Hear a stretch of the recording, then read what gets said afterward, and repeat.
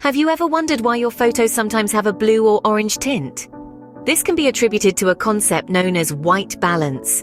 You see, the color of light isn't always white. It can range from red and orange to blue and violet. This variation impacts the colors in your photo, sometimes casting an unwanted tint. Adjusting the white balance helps you capture colors as they are, not as your camera thinks they are. Understanding and adjusting white balance can make a world of difference to your photos. To understand white balance, we first need to know a little about color temperature. You see, light doesn't always look white. It can appear warm, like the orange glow of a sunset, or cool, like the blue light on an overcast day. This is due to color temperature, which is measured in Kelvin. A lower Kelvin number means the light appears more yellow or orange. A higher Kelvin number, on the other hand, means the light appears bluer. Now here's where white balance comes into play. Your camera tries to figure out what the color temperature of the light is, and then adjusts colors in the image to compensate. If it's a warm light, the camera cools it down. If it's a cool light, the camera warms it up. The goal is to make white objects appear truly white, not tinted by the color of the light. Now that we have a basic understanding of color temperature, let's dive into how to adjust white balance settings on your camera. Adjusting your camera's white balance settings is not as complicated as it may seem.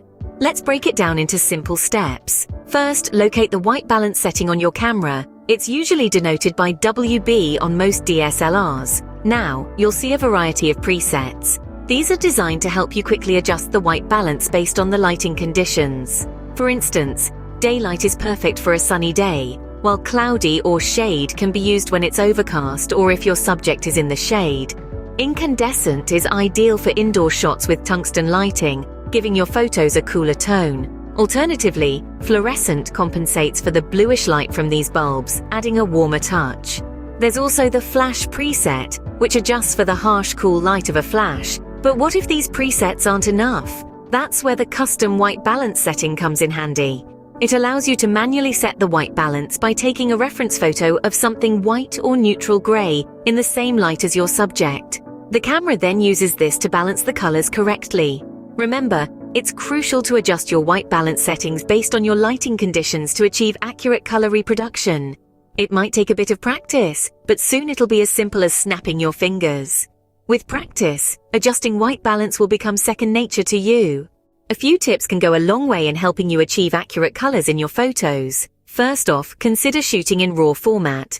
This allows you to have more control over your image during post-processing, offering a wider range of color correction opportunities. Next, don't underestimate the power of a gray card. By placing it in your scene and using it as a reference point, you can ensure your camera is picking up colors accurately.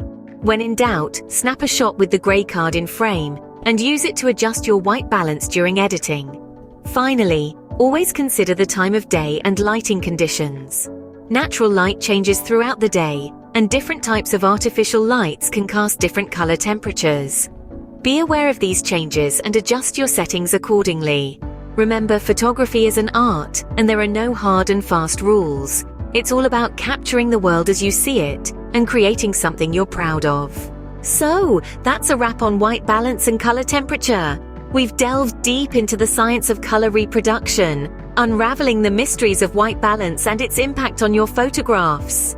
We've discovered how to adjust the settings to suit a myriad of lighting conditions, shedding light on the path to achieving accurate colors in your photos. Remember, photography is as much an art as it is a science. So don't be afraid to experiment with your camera's settings. Practice adjusting the white balance, test out different lighting conditions, and see the effects on your photos. Don't just rely on the camera's automatic settings. Take control and make conscious decisions about the colors in your photos. As you continue to explore and experiment, you'll soon be capturing photos with colors that pop and truly represent the scene you're photographing. Until next time, keep clicking and exploring the world of photography.